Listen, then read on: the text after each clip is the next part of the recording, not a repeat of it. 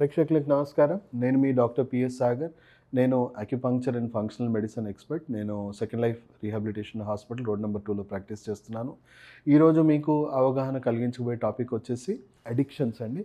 అంటే మనం specially focus on alcohol de addiction and mental health మీద ఈరోజు మనం అవగాహన కలిగించబోతున్నాం. సో ఫంక్షనల్ మెడిసిన్ ద్వారా ఎలాంటి పరిష్కారం, సంపూర్ణ పరిష్కారం ఈరోజు అందుబాటులో ఉంది. అండ్ అడిక్షన్ అంటే ఏంటి, ఎన్ని స్టేజెస్ ఉంటాయి, అడిక్షన్కి ఎలాంటి ట్రీట్మెంట్స్ అందుబాటులో ఉన్నాయి, ఎలాంటి పరిష్కారం అందుబాటులో ఉంది అనేది పూర్తిగా ఈ వీడియో చూడండి, మీకు పూర్తి అవగాహన కలుగుతుంది. సో చాలా ఇంపార్టెంట్ వీడియో, దయచేసి మొత్తం లాస్ట్ వరకు చూడాల్సింది మనవి. సో ఫస్ట్ థింగ్, అడిక్షన్ అంటే ఏంటి? అడిక్షన్ అంటే మనం చూసుకోవచ్చు, అడిక్షన్ ఈజ్ ఎ బిహేవియర్. ఒక బిహేవియర్ ఏంటి, మీకు ఒక సైకలాజికల్గా, ప్యాథలాజికల్గా ఒక సబ్స్టెన్స్ మీదనో, ఒక అలవాటు మీదనో విపరీతమైన డిపెండెన్సీ క్రియేట్ అవుతే దాన్ని మనం అడిక్షన్గా పరిగణించవచ్చు. సో అంటే మీరు ఎంత వదలాలన్నా అది వదలలేని పరిస్థితి క్రియేట్ అవుతూ ఉంటే మీరు ఒక రకంగా అడిక్షన్ అని మీరు భావించవచ్చు. అడిక్షన్స్లో ఎన్ని రకాలు ఉంటాయి చూసుకుంటే మనకు 2 రకాలండి. ఒకటి సబ్స్టెన్సెస్, అంటే మత్తు పదార్థాలు, రకరకాల కెమికల్స్, గంజాయి ఇలాంటివన్నీ మనం చూసుకుంటే, ఆల్కహాల్ ఇలాంటివన్నీ అడిక్షన్, అంటే సబ్స్టెన్స్ అడిక్షన్స్ అనొచ్చు. అంటే ఏదైనా ఒక రకమైన పదార్థం, ఆ పదార్థంలో ఉన్న కెమికల్స్కి మనం అడిక్ట్ అయ్యాము. అలాగే ఇంకోటి చూసుకుంటే బిహేవియర్ అడిక్షన్స్. మనం చూసుకుంటే ఫుడ్ అడిక్షను, కొంతమంది లవ్ అని చెప్పేసి విపరీతంగా అడిక్ట్ అయిపోతూ ఉంటారు, గేమింగ్, గ్యాంబ్లింగ్. సో ఎన్నో ఉన్నాయండి. ఈవెన్ సెల్ ఫోన్కి కూడా, మనం చూస్తున్న సెల్ ఫోన్ కూడా చాలామంది అడిక్ట్ అయ్యారు. So first of all addict అవ్వడానికి కారణం ఏంటి, దాని వెనక జరుగుతున్న మెకానిజం ఏంటి, దాని రూట్ కాజ్ ఏంటి? సో అడిక్షన్కి మనం చూసుకుంటే కాజెస్ ఏంటి అని చూసుకుంటే, రూట్ కాజ్ చాలామంది మెంటల్ హెల్త్ ఇష్యూస్, ట్రామా ఇవన్నిటిని తప్పించుకోవడానికి ఏదో ఒక దాని మీద ఓవర్గా అడిక్షన్ మీదకి వెళ్ళడం చూస్తూ ఉంటాము. సో మెంటల్ హెల్త్ బాగాలేనప్పుడు కూడా చాలామంది ఈ అడిక్షన్స్కి ఈజీగా వాళ్ళు చాలా ప్రోన్గా ఉంటారు. జెనెటికల్గా కూడా డిఫెక్టివ్గా చెప్పొచ్చు. చాలామంది ఇప్పుడు వంశపారంపర్యంగా వాళ్ళ ఫాదర్ బాగా, మదర్ అడిక్షన్కి లోన్ అయి ఉన్నారనుకోండి, జెనెటిక్గా మేకప్ అనేది బ్రెయిన్లో ఆల్రెడీ క్రియేట్ అయి ఉంటుంది. సో వాళ్ళకి తెలియకుండానే తాగారనుకోండి, వాళ్ళు అస్సలు కంట్రోల్లో ఉండలేకపోతారు. సో ఎందుకంటే జెనెటిక్గా ఆల్రెడీ బిల్డ్ అయి ఉంది. సో చూసుకోవచ్చు మనం ఇలా మెంటల్ హెల్త్ ట్రామా కూడా ఒక కారణం.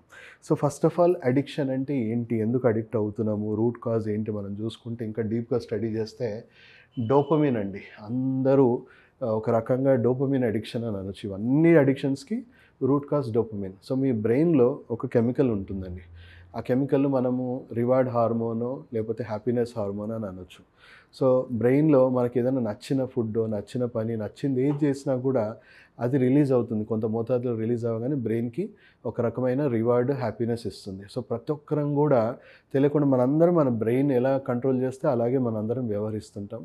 సో మనకి ఎప్పుడు కూడా సంతోషంగా ఉండాలని కోరుకుంటాం, కానీ బాధలు, దుఃఖాలతో ఉండాలని ఎవరు అనుకోము. సో ఎందుకు అందరం కూడా డోపమిన్ డ్రివెనే. సో అది ఎంత మంచి హార్మోను, లిమిట్స్ దాటిపోతే అంతే చెడ్డ హార్మోన్. ఈ సబ్స్టెన్సెస్ వల్లనో లేకపోతే ఈ చెప్పాను కదా, నాన్ సబ్స్టెన్సెస్ ఏవైతే ఉన్నాయో, అంటే మనం గేమింగ్, గ్యాంబ్లింగ్, లిమిట్స్కి మించి సంతోషం ఎక్కువగా మనకు క్రియేట్ అవ్వడం వల్ల నార్మల్ వాటికంటే కూడా ఎక్కువ డోపమిన్, అంటే 100 రెట్లు 1000 రెట్లు ఎక్కువ డోపమిన్ రిలీజ్ అయ్యేసరికి తెలియకుండానే బ్రెయిన్కి ఓవర్ డిపెండెన్సీ క్రియేట్ అవుతుంది. ఏదో ఏ కష్టం లేకుండా నాకు ఎక్కువ సుఖం ఇస్తుంది కదా, ఇదే ఎక్కువ కావాలని కోరికలు బ్రెయిన్లో పెరిగిపోతూ ఉంటాయి. దానికి తెలియకుండానే పేషెంట్ మెల్లిమెల్లిగా దాని మీద ఆకర్షణ అనేది పెరిగిపోతూ ఉంటుంది. దాని మీద ఎక్కువగా డిపెండెన్సీ తెలియకుండానే క్రియేట్ అవుతూ ఉంటుంది. సో మనం చూసుకుంటే స్టేజెస్, డిఫరెంట్ స్టేజెస్ ఉంటాయి. సో అలా డోపమిన్ చూసుకుంటే పాజిటివ్, నెగిటివ్ డోపమిన్. ఇది నెగిటివ్ డోపమిన్ అనొచ్చు. ఈ అలవాట్లు ఏవైతే ఉన్నాయో, జంక్ ఫుడ్స్ ఇవన్నీ ఉన్నాయి కదా, ఇవన్నీ నెగిటివ్ డోపమిన్. ఎందుకంటే దీనివల్ల మీ ఆరోగ్యం, ఆయుష్ అన్ని రకాలుగా పాడవుతుంది. పాజిటివ్ డోపమిన్ కూడా ఉందండి. చాలా కొత్త ఎక్స్పీరియన్సెస్, లేకపోతే నేచర్కి కనెక్ట్ అవ్వడము, లేదా మనం ఒక గోల్స్ పెట్టుకొని గోల్స్ మీద వర్క్ చేయడము, రెస్ట్, స్లీప్, ఎక్సర్సైజ్, వీటి వల్ల కూడా మనకు డోపమిన్ రిలీజ్ అవుతుంది. కానీ వీటి వల్ల పాజిటివ్ డోపమిన్, ఆరోగ్యం, ఆయుష్ అన్ని రకాలుగా పెరుగుతూ ఉంటుంది. సో చూసుకుంటే ఆల్కహాల్ అడిక్షన్లో ఉన్న వాళ్ళకి దాంట్లో ఉన్న కెమికల్స్ ఏం చేస్తున్నాయి, బ్రెయిన్ని రకరకాలుగా టాక్సికేట్ చేస్తూ ఉంది. మనం స్టేజెస్ చూసుకుంటే, ఏదో ఫ్రెండ్షిప్లో ఏదో స్టార్ట్ చేసాము, లేదా ఫ్యామిలీలో ఏదో స్టార్ట్ చేసాము. సో బ్రెయిన్లో ఏమవుతుంది, డోపమిన్ ఎక్కువగా రిలీజ్ అయ్యి ఎక్కువ కోరికలు పెరుగుతూ ఉంటాయి. సో దానివల్ల ఫ్రీక్వెన్సీ పెంచుతూ ఉంటారు. సో అది మనం ఫస్ట్ స్టేజ్గా పరిగణించవచ్చు. అలాగే తాగి బ్రెయిన్, నరాలు, అవయవాలు స్లో పాయిజన్ అయ్యి కొంతవరకు డ్యామేజ్ అయ్యాక మంచి చెడు అర్థం చేసుకునే సామర్థ్యం బ్రెయిన్లో తగ్గిపోతూ ఉంటుంది. సో దానివల్ల మనం చూసుకోవచ్చు సెకండ్ స్టేజ్ అని చెప్పొచ్చు వాళ్ళని చూసుకొని. ఇంకా లాస్ట్ స్టేజ్ చూసుకుంటే ఇలా హెవీ డ్యామేజెస్ మన లివర్ కానీ లేకపోతే మన బ్రెయిన్ కానీ మన నర్వస్ సిస్టమ్ కానీ హెవీగా డ్యామేజ్ అయిపోయి టాక్సిక్ డ్యామేజ్ అవుతుంది. సో ఇలాంటి పొజిషన్ ఉంటే ఏ డాక్టర్ అని ఏం చెప్తాడు, ఎక్కువ కాలం బతకడు, ఆల్రెడీ హెవీ టాక్సిక్ డ్యామేజ్ అయిపోయింది, ఏదో ఇవి ఆపేస్తే కొంతకాలం బతకగలడు అని చెప్తారు. కానీ కూడా వాళ్ళ బ్రెయిన్ వాళ్ళతో ఏం చెప్తుందంటే లాస్ట్ స్టేజ్లో వెళ్ళాక నీకు ఏది ఇంపార్టెంట్ కాదు, నీ లైఫ్ కూడా నీకు ఇంపార్టెంట్ కాదు, సో నాకు కంపల్సరీ అది కావాలంటే నువ్వు చచ్చిపో, కానీ నాకు మాత్రం దాని నుంచి కంపల్సరీ నాకు అది కావాలని వాళ్ళని విపరీతంగా బానిసగా మార్చేసి వాళ్ళు చనిపోవడానికి కూడా సిద్ధంగా అవుతారు. అండ్ 100 మంది రకరకాల అనారోగ్యాలతో చనిపోతే దాంట్లో 30% అడిక్షన్స్ వల్లే చనిపోతున్నారంటే మీకు అర్థమైపోయింది పొజిషన్ ఏంటనేది స్లైడ్ చూస్తే. సో ఇలా టాక్సిసిటీ పెరిగి చనిపోతూ ఉన్నారు. సో వరల్డ్ వైడ్ లెక్కలు గణాంకాలు చూసుకుంటే 100% డిసార్డర్స్, అంటే ఇప్పుడు సేఫ్ లిమిట్ లేదు అని WHO చాలా క్లియర్గా చెప్తా ఉంది. అండ్ 18% సూసైడ్స్ అవుతున్నాయి, ఇంటర్పర్సనల్ వైలెన్స్ అవుతుంది, ట్రాఫిక్ ఇంజరీస్ 27% అవుతుంది, 13% పేషెంట్కి ఎపిలిప్సీ వస్తుంది, 48% జనాలు లివర్ సిరోసిస్కి కారణం ఇదే, mouth cancers, pancreatitis, TB, colorectal cancer, breast cancer, hypertension, heart disease. So almost 3 million deaths మనకు జరుగుతూ ఉన్నాయి. 6 మినిట్స్కి ఒకరు చనిపోవడం అనేది చూస్తూ ఉన్నాం. సో ఇది వరల్డ్ వైడ్ జరుగుతున్న అతిపెద్ద, అంటే కోవిడ్ ఇవన్నిటికంటే అతిపెద్ద మహమ్మారి ఏదైనా ఉందంటే అడిక్షన్సే అని చెప్పొచ్చు. ఎందుకంటే 30% జనాభా చనిపోతుంది రకరకాల అడిక్షన్స్ వల్లే. సో దీనికి వైద్యం, ఎలాంటి వైద్యం అందుబాటులో ఉంది? ఫస్ట్ థింగ్ మీకు మనకి ఇంగ్లీష్ మెడిసిన్ చాలామందికి తెలుసు, డైరెక్ట్గా మనం ఇంగ్లీష్ మెడిసిన్ డాక్టర్స్ చాలా ఈజీగా వెళ్తూ ఉంటాం. ఇంగ్లీష్ మెడిసిన్ అండ్ ఇప్పుడు లేటెస్ట్గా డెవలప్ అవుతున్న ఫంక్షనల్ మెడిసిన్, రెండింటి మధ్య డిఫరెన్స్ ఏంటి మనం చూసుకుందాము. ఇది ఎగ్జాంపుల్ చూడండి, మనకు అందరికీ తెలుసు ఆరోగ్యం తగ్గితేనే అనారోగ్యం వస్తుంది. అంటే ఫస్ట్ ఈ ఆరోగ్యం తగ్గడానికి కారణాలు ఏంటి? పోషక విలువలు తగ్గిపోవడము, వ్యర్థాలు, కాలుష్యం మన శరీరంలో చేరి మన జెనెటికల్గా మనకు దెబ్బతీసి లోపల మనకు రకరకాల డిసీజెస్ మనకి డెవలప్ చేస్తూ ఉన్నాయి. ఆరోగ్యాన్ని మళ్ళీ సరి చేసుకుంటే ఇవి పెరగవు, ఆరోగ్యాన్ని ఇంకా మెరుగుపరుచుకుంటే ఇది మూలాల నుంచి క్లియర్ అవుతుంది. సో ఫంక్షనల్ మెడిసిన్ అనేది మేము ఫోకస్ చేసేది రూట్ కాజ్ మీద, ఇంగ్లీష్ మెడిసిన్ ఫోకస్ చేసేది ఓన్లీ సిమ్టమ్స్ మీదనే. సో సిమ్టమ్స్ని సప్రెస్ చేయడమే ట్రీట్మెంట్గా ఉంటుంది కాబట్టి పేషెంట్ ఎప్పటికీ పేషెంట్గానే ఉండిపోవాల్సి వస్తుంది. అదే ఈ ట్రీట్మెంట్లో పేషెంట్గా ఉండిపోవాల్సిన అవసరం లేదు, మూలాల నుంచే నయం చేసుకోవచ్చు. సో ఈ వైద్యం ఎలా పనిచేస్తుంది మనకి అనేది మీకు వివరంగా చెప్తాను. అండ్ మీకు మీ దృష్టికి తీసుకొస్తున్నాను, ప్రపంచ ఆరోగ్య సంస్థ వరల్డ్ వైడ్ ఈ వైద్యాన్ని చాలా ప్రోత్సహిస్తుంది. ఇప్పుడు సెకండ్ లీడింగ్ ప్రాక్టీస్, వరల్డ్లో 51% డాక్టర్స్ దీన్ని సపోర్ట్ చేస్తున్నారు. అండ్ మెల్లిమెల్లిగా ఇదే లీడింగ్ ప్రాక్టీస్గా అవుతుంది, ఎందుకంటే ఎలాంటి సైడ్ ఎఫెక్ట్స్, టాక్సిన్స్ అండ్ ఖర్చు పరంగా చూసుకున్న కంపేరిటివ్లీ చాలా చాలా ఎఫోర్డబుల్ అండ్ సైడ్ ఎఫెక్ట్స్ అంటూ ఉండవు. సో ఈవెన్ గవర్నమెంట్ కూడా దీనికి, సెంట్రల్ గవర్నమెంట్ కూడా చాలా రకాలుగా సపోర్ట్ చేసే ప్రక్రియ స్టార్ట్ అవబోతుంది. సో మనకి స్టేజెస్ చూసుకోవాలి వైద్యం పరంగా చూసుకుంటే. అర్లీ ఇంటర్వెన్షన్స్లో చాలామందికి అవేర్నెస్ ప్రోగ్రామ్స్ పెడుతుంటే కొంతమంది మారుతున్నారు, కొంతమంది అడిక్షన్లో వెళ్ళిపోయాక ఇంకా మారాలనే ఫీలింగ్స్ వాళ్ళు ఉండవు. సో అవుట్ పేషెంట్ సర్వీస్లో పేషెంట్స్ని కలుస్తూ ఉంటాం. సో మెజారిటీ మనం చూసుకుంటే మన ట్రీట్మెంట్కి అవుట్ పేషెంట్లోనే 95% పేషెంట్స్కి అవుట్ పేషెంట్లోనే అయిపోతుంది. వేరేస్ ఇంగ్లీష్ మెడిసిన్లో ఒక 30 to 40% అవుట్ పేషెంట్లో జరుగుతుంది ట్రీట్మెంట్. మనం చూసుకుంటే కొంతవరకు ఇన్పేషెంట్ పార్షియల్ హాస్పిటలైజేషన్ ఇంగ్లీష్ మెడిసిన్కి అవసరం పడుతుంది, మా దాంట్లో ఓన్లీ 5% పేషెంట్స్కి అవసరం పడుతుంది. అండ్ రెసిడెన్షియల్ ఇన్పేషెంట్ సర్వీసెస్ దాదాపు అవసరం లేదు మన వైద్యంలో. And medically managed intensive cases అనేది మన దాంట్లో అవసరమే లేదు, మనం ఈ స్టేజ్లోనే అందరినీ క్లియర్ చేసేసుకోవచ్చు. ఆల్మోస్ట్ చూసుకుంటే మన దగ్గరకు వచ్చే పేషెంట్స్లో 80% పేషెంట్స్ వాళ్ళు హాస్పిటల్కి రావడానికి సిద్ధంగా ఉండరు, వాళ్ళు ఎలాంటి వైద్యానికి కూడా కోఆపరేట్ చేయరు, విపరీతమైన ఈగోయిస్టిక్ పర్సనాలిటీస్ ఉంటాయి. సో అలాంటి వాళ్ళకి మనం పేషెంట్కి తెలియకుండానే వైద్యం ఇవ్వడం జరుగుతూ ఉంటుంది. సో పేషెంట్ కేర్ టేకర్స్ని వాళ్ళ పూర్తి హెల్త్ ప్రొఫైల్ తీసుకొని రమ్మని చెప్తాము, వాళ్ళ మెంటల్ హెల్త్, ఫిజికల్ హెల్త్ని అర్థం చేసుకొని వాళ్ళకి ఒక టైలర్ మేడ్ మనము ప్రోగ్రామ్ అనేది వాళ్ళకి ఇవ్వడం జరుగుతుంది. సో హార్మ్లెస్ మెడిసిన్స్ అంటే ఎలాంటి సైడ్ ఎఫెక్ట్స్ లేని మెడిసిన్స్, ట్రీట్మెంట్స్ సజెస్ట్ చేయడం జరుగుతుంది. సో ఇలాంటి మంచి ఆరోగ్యకరమైన ఔషధ మొక్కలు ఏవైతే శాస్త్రీయంగా నిరూపితమైనాయో ఆ మొక్కలవి పదార్థాలు ఇస్తాం. అనుకోకుండా ఇంట్లో చిన్నపిల్లలు తిన్నా ఏం కాదు, పెద్దవాళ్ళు తిన్నా ఏం కాదు. సో పేషెంట్కి మెల్లిమెల్లిగా త్రూ ఫుడ్ అండి, త్రూ వాటర్, త్రూ జ్యూసెస్ మెల్లిగా ఫుడ్ ద్వారా ఇండ్యూస్ చేయమని చెప్తాము. సో పేషెంట్కి టేస్ట్, రంగు, రుచి ఏది మారదో తెలిసే అవకాశం కూడా లేదు మేము చెప్పిన పద్ధతిలో చేస్తే.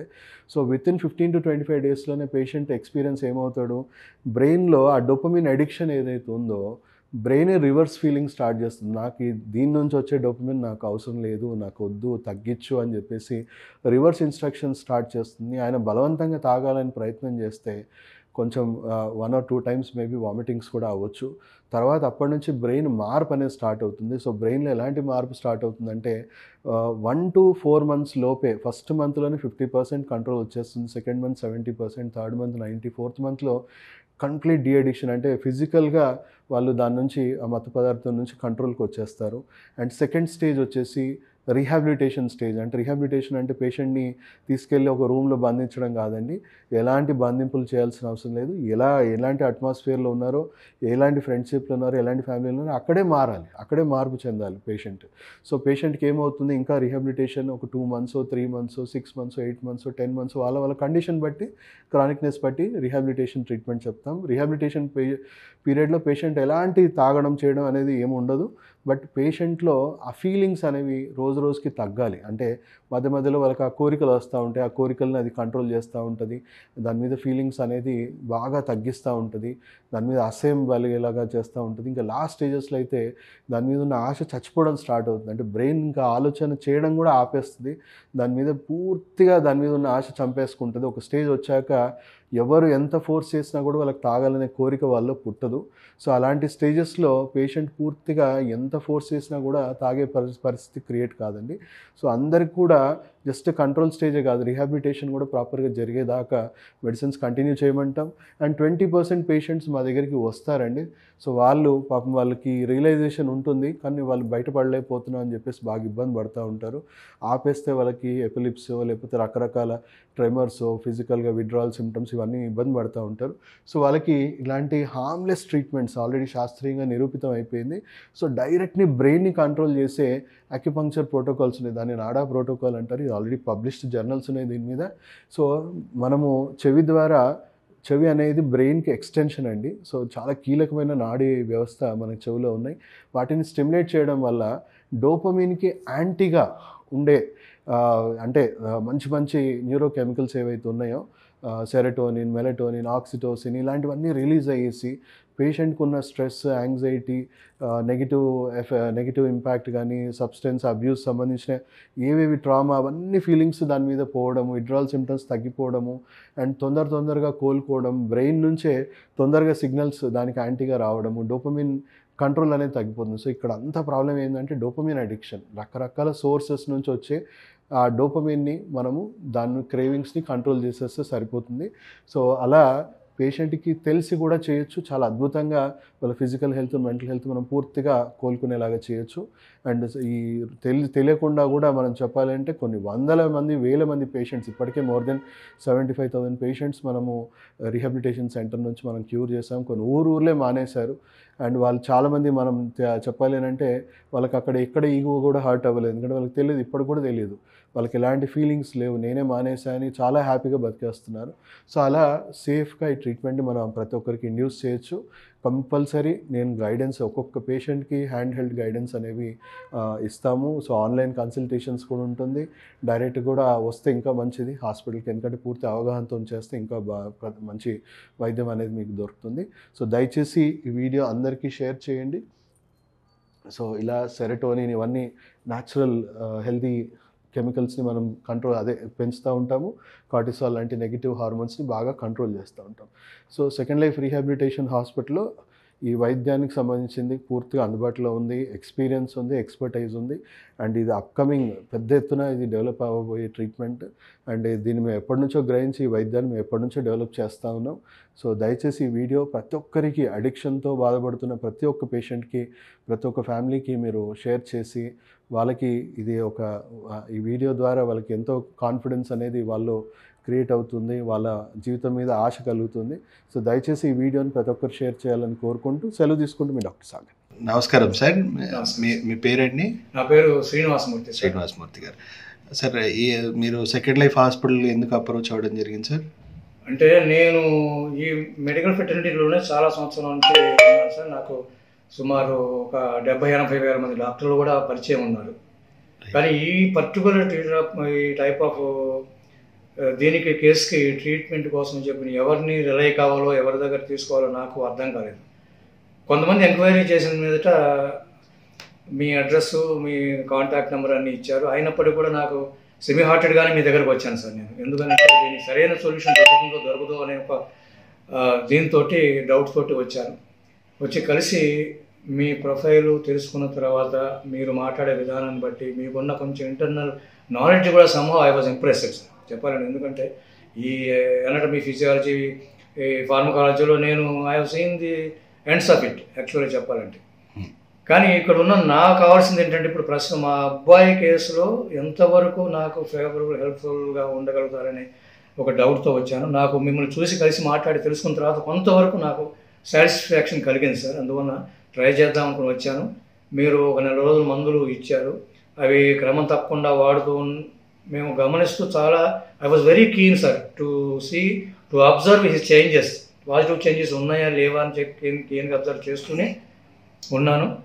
15 రోజులు 20 రోజులకి ఒక 10-20% మార్పు కనిపించినట్టుగా అనిపించింది. ఆ ఇంట్లో ఫ్యామిలీ మెంబర్స్ కూడా ఇదే అభిప్రాయంతో మేము కోయిన్సైడ్ అయ్యి చూద్దాం ఇంకొక 20 రోజులు, ఒక 4 రోజుల వరకు కానీ మనకు ఒక ఐడియా రాదని సార్ కూడా చెప్పారు. కాబట్టి మేము ఆ 4 రోజులు కూడా చూసిన తర్వాత ఒక 30-40% డెవలప్మెంట్ కనిపించింది సార్. అతని బిహేవియర్లో కానీ, హ్యాబిచువల్ దీనిలో కానీ, డైలీ వర్క్ ఆస్పెక్ట్స్లో కానీ మొత్తం ఒక 4 రోజులకే నాకు మంచి ఇంప్రూవ్మెంట్ కనపడింది సార్.